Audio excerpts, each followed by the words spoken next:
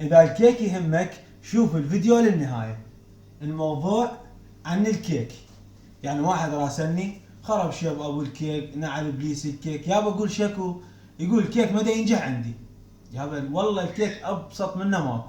انا منزل لك طريقة الكيكة، عجينة الكيك بالكامل، من اول كيكة لحد 6 كيكات. على التيك توك او على اليوتيوب الشيف بارق شاكر تلقى وصفات عجينة الكيك بالكاكاو او الكيك الابيض، منزل وصفات كاملة. ظليت احكي وياه لحد ما وصلت انه العجينة مالته ما بيها شيء، مضبوطة وطارقها ومنزلها، بس السبب هبوط الكيك وميبسة عند الكيكة. ها الفرن، مشكلة الكيك الفرن. لازم انت من تبلش تعجن بالكيكة تشغل الفرن، حرارة الفرن لازم تكون 180.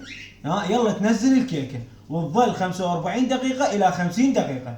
يلا تطلع الكيكة. ما عندك فرن، ما عندك عداد اوفن او طباخ، لازم تشغل الفرن يحمى. يلا تنزل الكيكة. سر نجاح الكيك هو الفرن. بعد ما تطلعها من الفرن تخليها تبرد شوية وتوخرها من القالب اللي انت مخليه بالقالب، يعني الكيكة، وتغطيها بلايلون ربع ساعة او نص ساعة. يلا تشتغلها، تيجي تلقاها صايرة اسفنجية هشة، يعني ما بيها يبوس. اكو عالم يطلعها من الفرن يخليها برا تبس، حرارة على هواء بارد يبسها، لازم تغطيها بلايلون.